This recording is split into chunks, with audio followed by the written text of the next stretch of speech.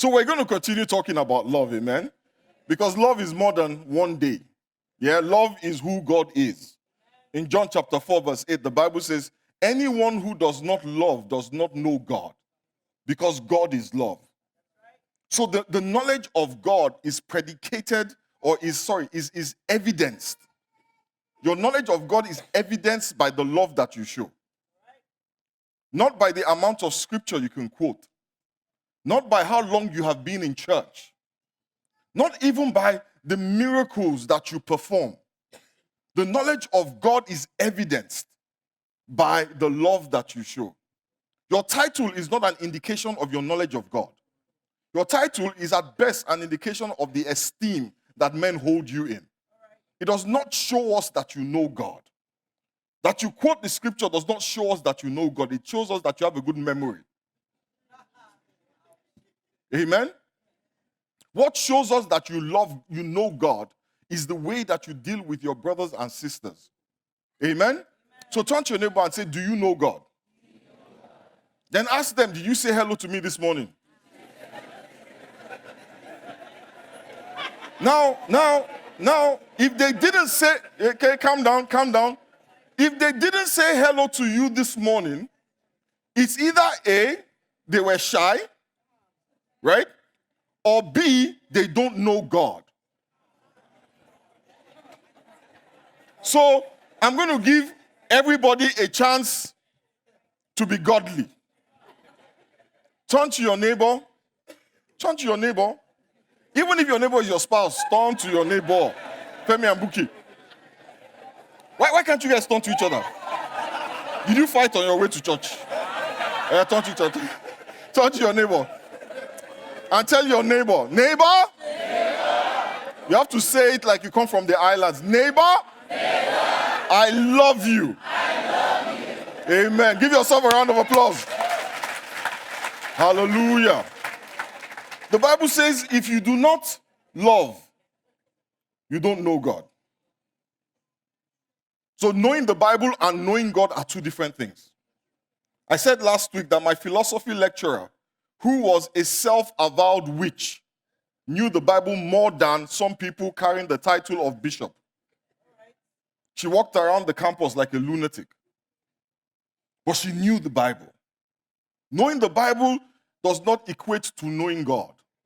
At best, knowing the Bible says you know of God. But if you know God, we will see it in the way that you love. In Psalm 8 verse 4, the Bible says, what are mere mortals that you should think about them? Human beings that you should care for them. Yet, you made them only a little lower than God. Tell your neighbor, you are only a little lower than God. And then the Bible says, and God crowned them with glory and honor. God made us a little lower than him.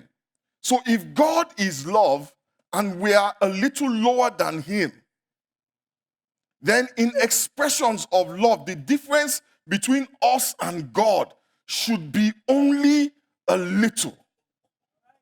The vast difference in our conduct and in God's conduct is an indication of the poverty of our Christianity. We spend time on teaching people leadership, on teaching people how to succeed in the marketplace, on teaching people how to apply spiritual principles, 7 keys to your wealth, 25 steps to the anointing. We should be talking about love because love is central to who we are as Christians. In fact, the Bible says it is because of the love that you show to that person sitting next to you that you are a Christian.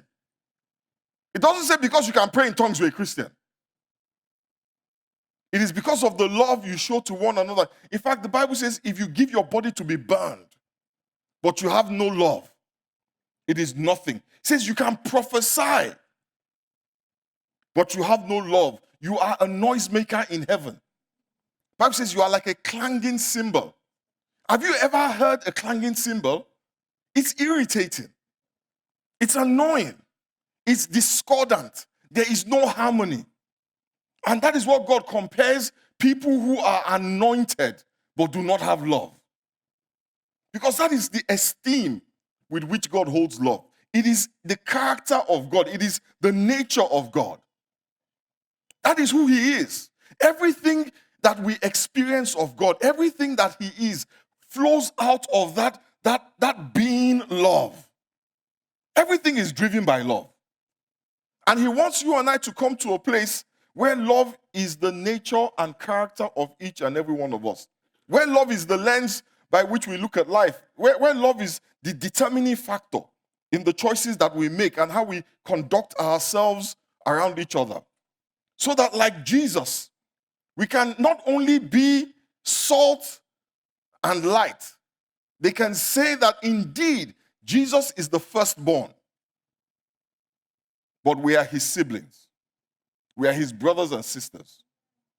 We are just like him. Maybe we look different. And for some of you, you have an accent. Amen? But we are like him. He is truly the firstborn amongst many brethren. Amen? Now, I know that many times our actions or our choices have not been light or salt. Yeah? When we sin against our brothers, it is true that we're perpetuating darkness and encouraging the awfulness or validating the premise that humanity is awful. I am not standing here as a saint. I have made choices that I know have caused a lot of pain. Yeah? But in spite of that, in spite of how terrible I have been, I have hope. Amen? I do not despair. We should not despair because we know that even in our failures, the assurance of God's love is constant. The Bible says it was while we were still sinners. You know, God wanted to show you the way he loves. He wanted to, the Bible says, commend his love, describe his love to us. So he loved us, not after we became good. He loved us while we were still sinners. Jabo, in those days, you know those days. It was in those days when we were at our worst. You know, I always thank God that my wife didn't know me in those days. I'm serious. Every day I thank God that and we lived on the same street. But she never, thank God, saw me. But it was in those days that I am so ashamed of that Christ died for me. He looked at me in the mess and said, this boy, I love you. You are a disaster, but I love you and I am going to die for you. It wasn't an accident. It was a choice he made. He wasn't blind. Because the Bible says nothing is hidden from his eyes. He wasn't deceived. He knew the extent of my depravity and still he died for me. So there's an assurance that I have and that you should have of the love of God. You know, the devil wants us to be like Judas. You know, Judas was so overwhelmed with his guilt that he killed himself. He could not see Jesus. He only saw himself. He was so self-absorbed. And when we only look at ourselves, all that we will see is ourselves, our weaknesses, our sinfulness, our imperfections. But if, like Peter, we can lift up our eyes, stop looking at yourself, look at God, look at the risen Lord, all we will see is grace and mercy and compassion. All we will see, if we can look at God, is love, in spite of who we are and what we are. You know, Romans chapter 8 from verses 35 to 39 says, who shall separate us from the love of Christ? Shall trouble or hardship or persecution or famine or nakedness or danger or sword? As it is written, for your sake we face death all day long. We are considered as sheep to be slaughtered. No, in all these things we are more than conquerors through him who loved us. For I am convinced that neither death nor life, angels or demons, the present or the future, nor any powers, neither height nor depth, nor anything else in all creation will be able. They can try. Will be able to separate us from the love of God that is in Christ Jesus our Lord. It is the love of God that compels grace. It is the love of God that compels grace. Amen? The whole of the Old Testament, the history that we see unfold, the journey of the Israelites, even the giving of the laws, they were all designed to bring us to a place where we could see our need for God's love, where we could see it and where we could receive it. When we look at God, we actually see what it truly means to love. God chose to love us. He loves us not because we deserve it. Amen? Not because we have earned it. He just chose to. He just chose to. In spite of how we behave. You know, if God looked at our behavior as a criteria for love, how many people here think he would love them? I know some people are not raising their hand. But I know there's some people thinking to themselves, he will love me. Oh. Me, I am a good person. You lie. You lie to yourself. The Bible says that your heart is deceiving you. Because there are some people who think they're good. Or they think they're gooder than others. Sorry, they are better than others. He chose to love you. And another thing you will see with God is that love is a matter of conduct. Love is what you do. The Bible says in 1 John chapter 3, verse 18, dear children. Some children will say, dear child. He says, let us not love with words or speech, but with actions and in truth. Tell your neighbor, give me a high five. If they can't give you a high five, how can they love you? Now, I hope you brought some hand sanitizer. Hallelujah. So how do I conduct myself with others? What are the choices that I have to make? 1 Corinthians chapter 13, from verses 4 to 7. The Bible talks about love. It says, love is patient and kind. Love is not jealous or boastful or proud or rude. It does not demand its own way. It is not irritable, and it keeps no record of being wronged.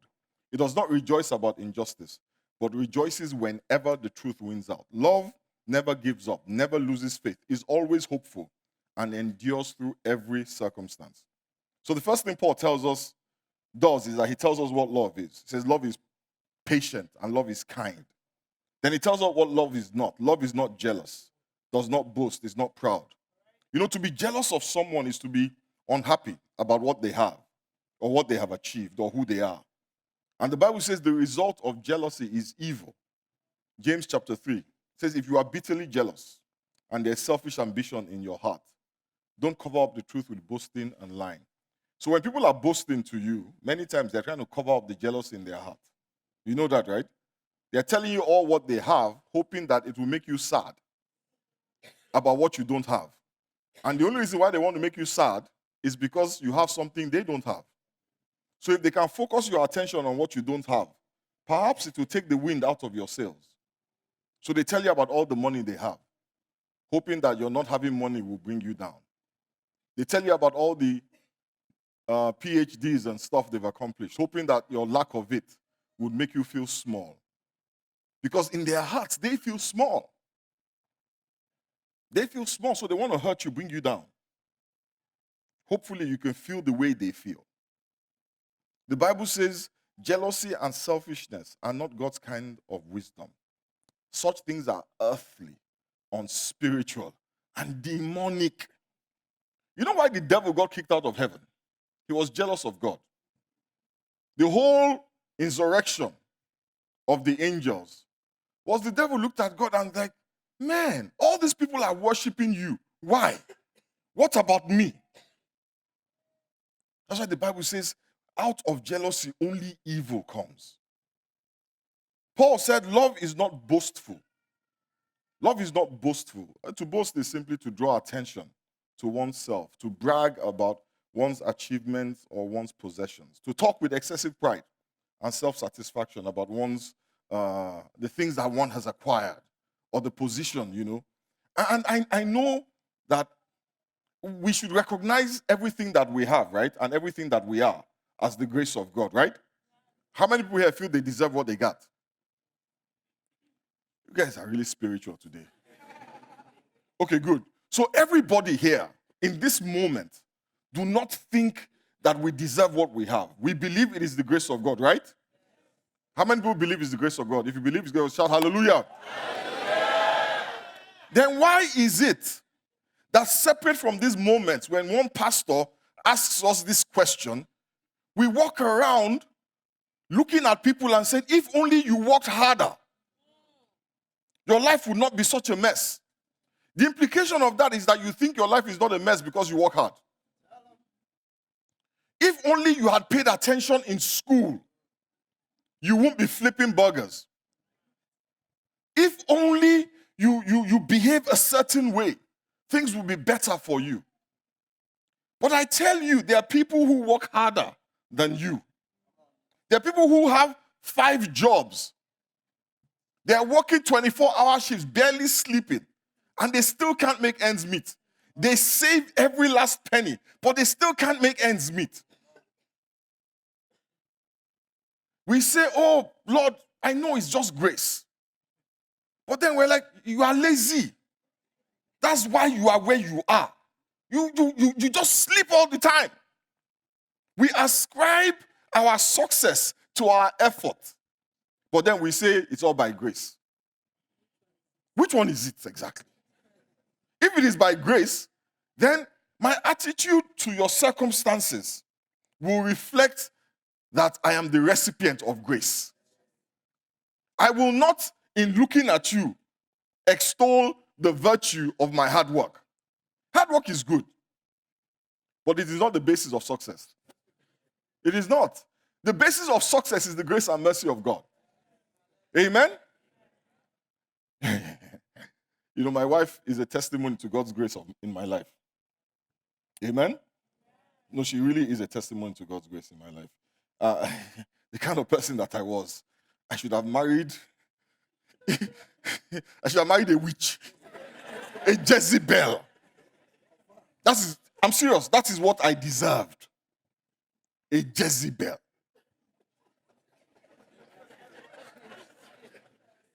But God just looked at me and like, Femi, you know what? I'm just going to be good to you. You don't deserve her, but I'm going to bring her into your life. Why are you the one shouting?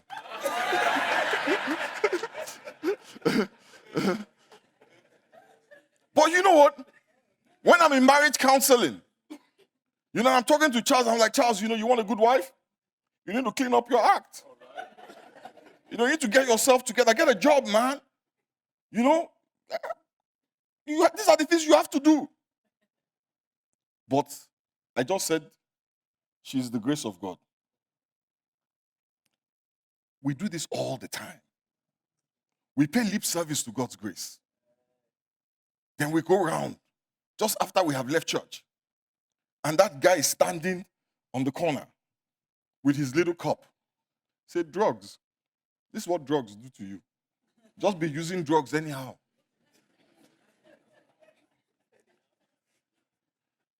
You won't learn self-control. Look at you now. Let me tell you a story. Really, don't judge me. Don't judge me. There was a guy, my neighbor, when we were growing up. Where's my brother? There he is here. Sharp guy. Smart as a whip. Me and this guy, we started hanging out together, bad gang. And that guy would smoke anything. Even the ones unsmokable. He would smoke it. And guess what? I used to match him puff for puff. Seriously, I used to match him puff for puff. One day, just one day, he loses his mind. And they take him to a mental institution.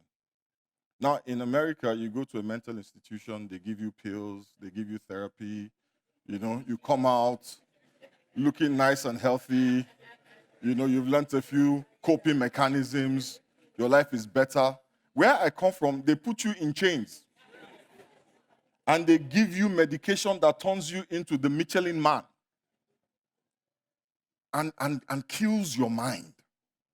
This sharp as a whip guy comes out of this place, dull as, oh my God. It was ridiculous. But here I am today, preaching the gospel. We used to match each other puff for puff. He goes mad. My life continues. And I'm going to stand there and say, this is what happens when you don't listen.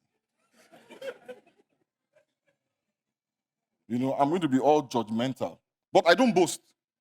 I don't boast. It's all by the grace of God. But why do you have to behave like that? We say these things, but we don't think it through.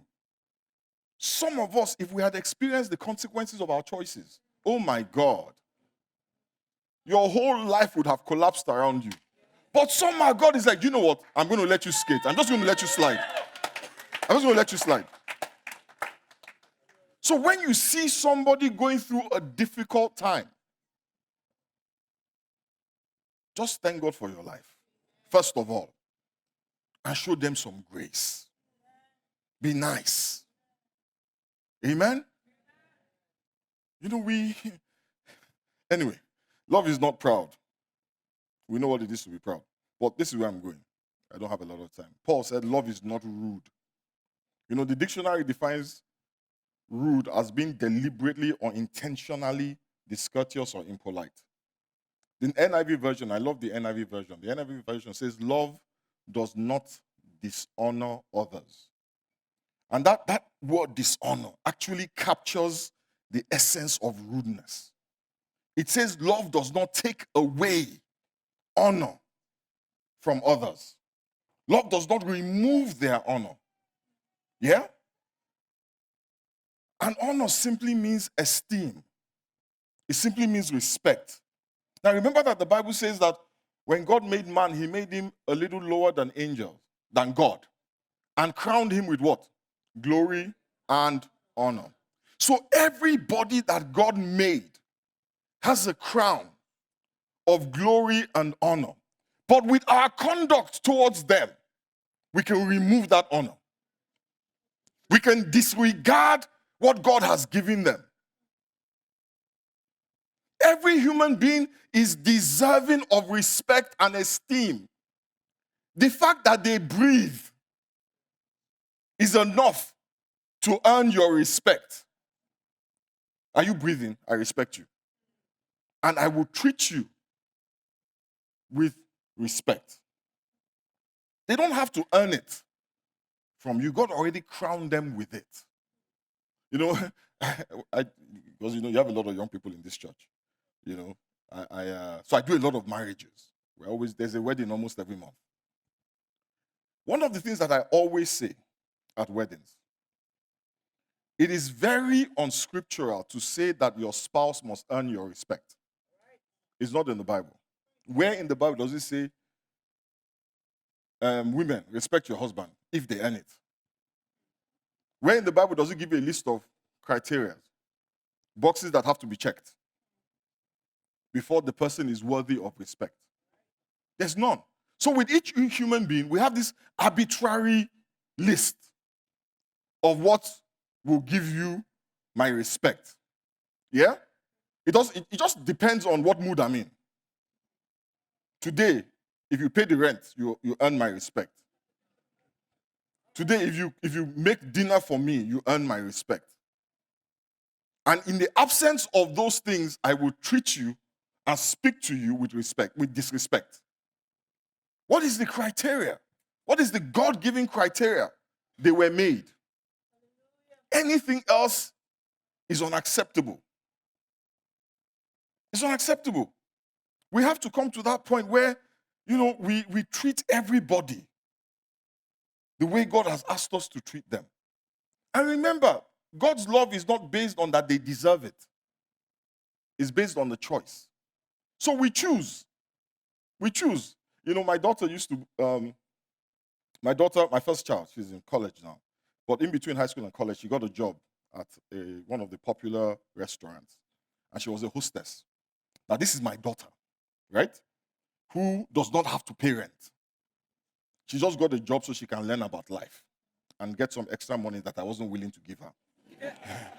But she was not hungry, right? She didn't come from a poor family. Praise God. But she was a hostess. So the people who came to the restaurant, they didn't see her background. They saw her job. And the way they treated her was appalling. And guess what the worst day was? Sunday. When they come back from church. The sermon was long, so they are angry and hungry. But they're Christians. They're quoting scripture and talking to her like she's a piece of dirt. How can Christians be associated with such bad behavior? So when you tell my daughter, you need to give your life to Jesus, she's like, which Jesus? Those people that they're Jesus, thank God. There's another Jesus that we are showing her. But if that was the only Jesus she knew, the Jesus of the guys who are coming from church, and simply because she's a hostess at a restaurant, you don't know her background, she hasn't said a word to you, but you're already talking to her like she's nothing. The fact that somebody is a waiter does not mean they don't deserve your respect. The fact that they serve you does not mean they are worthy of less respect than the people you serve. Yeah? I am amazed. One of the things that I love about all of us, we have self-control. You know that? You know you have self-control. Let me tell you. Imagine that your boss was a cantankerous piece of work. That's churchified. And this piece of work just quarreled with his wife. And you get to work. And for no reason, he lets you have it.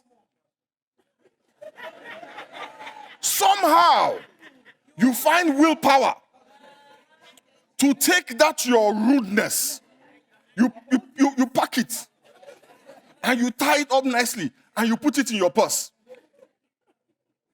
Then when you get home, you unleash it on your spouse. You see, the fact that you don't give your boss a piece of your mind and talk to him anyhow is because you chose not to. So don't say, I'm in a bad mood, I can't control myself. No. You can control yourself. You have chosen not to. That's why love is a choice. We have control over what we say. When somebody talks rubbish, don't say, oh, I didn't mean it. No, you meant it. You meant it. You chose to say it. You chose to say it, and God is looking at you. Amen? Turn to your neighbor. Turn to your neighbor. Say, don't be rude. Don't be rude. Tell your neighbor, I am worthy of esteem. Yeah? You may not like my clothes. You may not like my job title, but I am worthy of esteem. Amen? And as I close, Paul goes on to say that love does not demand its own way. That means that love thinks about the well-being of others. It is not focused just on itself. Have you ever been in a relationship with a self-centered person? Oh my God. Oh my God. It's so difficult to get along with them. They have this sense of entitlement that the world owes them something and they are going to collect. It is so frustrating. They are constantly thinking, what is in this for me? So they meet somebody and they size you up and think, what can you add to my life? Nothing. Then you are nothing. My pet peeve, Instagram memes. You guys know I have a problem with those things. Only go where you are a priority. Don't hang around with anybody who makes you. Don't make anybody your priority who makes you. If you're an option. What happened to memes that say it is more blessed to give than to receive? What happened to a sacrificial walk with God? Imagine if Jesus Christ was in the Garden of Gethsemane and he was shedding blood. I don't want to die. I don't want to die. And God comes and says, my son. Like Jesus is like, Lord, what have they done for me lately? Think about it. When Jesus said to that about the thief, there were two thieves next to him. That other thief that was vilifying him, if Jesus said, you're not adding anything to my life. Well, probably you stole from me. Go to hell. And you know, this is now the new thing in Christianity. This self-aggrandizement, self-absorption. Listen, Jesus Christ did not come to make you happy. He came that you may have life. And having that life, having more abundantly. His example is to die. That is the example he sets for us. To die to ourselves, to die for our brothers and sisters. But you are looking for who will die for you. And if they won't die for you, they have no business in your life. In fact, if they don't like your Instagram posts, block them. That's the mentality. It's a very silly thing. It's a trivial thing. It's a trivial thing, but it sets the tone. What are you doing for me, Femi? What have you done for me? If you haven't done anything for me, why? What did you do for Jesus? You think it's your offering? How much is your offering? The breath in your lungs, how much did you pay for it? If he pays you back what you deserve, every day I thank God he doesn't pay me back as I deserve. He doesn't. So in dealing with people, the Bible, God encourages us to love like he loved. So this self-centered mentality, where it is all about number one, it's a problem and it has no place in Christianity.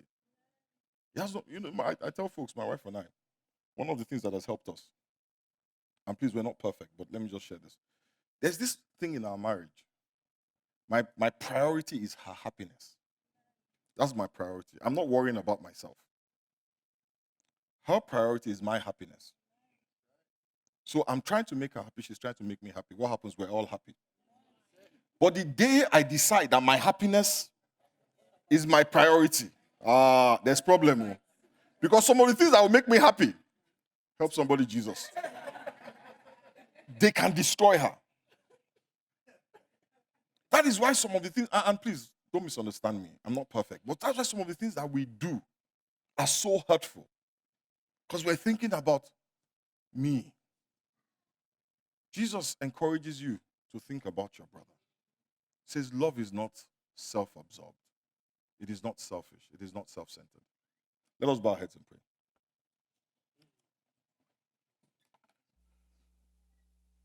This morning, I want us to just pray a very simple prayer. Just ask God to help you set a guard over your mouth. Something to help you think before you speak. To set a guard over our lips.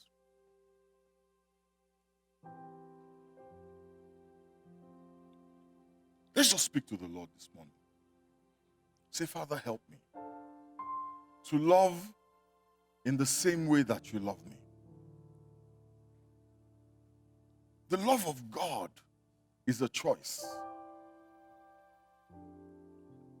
That is why it is consistent, irrespective of who stands before him. My brothers and sisters, we are called to be salt and we're called to be light. We are salt and we're light when we are like Christ. Father, we thank you. Almighty and ever-living God, we just bless your name. And if there's anybody here who does not know the saving grace of Jesus, I want to tell you that no matter what you have done, no matter what you are doing, No matter what you just did, God loves you. And right now, as bad as you think you are, as bad as you probably are, He wants a relationship with you. And all you need to do to enter that relationship is to say, Father, I accept the sacrifice of Calvary. I accept the blood that was shed for me. I accept that it has washed away all my sins. I turn away from the path I walked before, and I turn to you. Accept me as your child. Thank you, Father. That is all you need to say. And trust that He has heard you. And now you are a member of His family. You have gone from being just His creation to His child. Father, we thank you for all who have come to know the saving grace. We ask that, Father, you will grant them a revelation of who you are. Let the love that fills your heart for them, grant them an insight into it. Grant us an insight into it. Thank you, Father. In the mighty name of Jesus we pray. In the mighty name of Jesus we pray. Amen. Somebody shout hallelujah. Amen.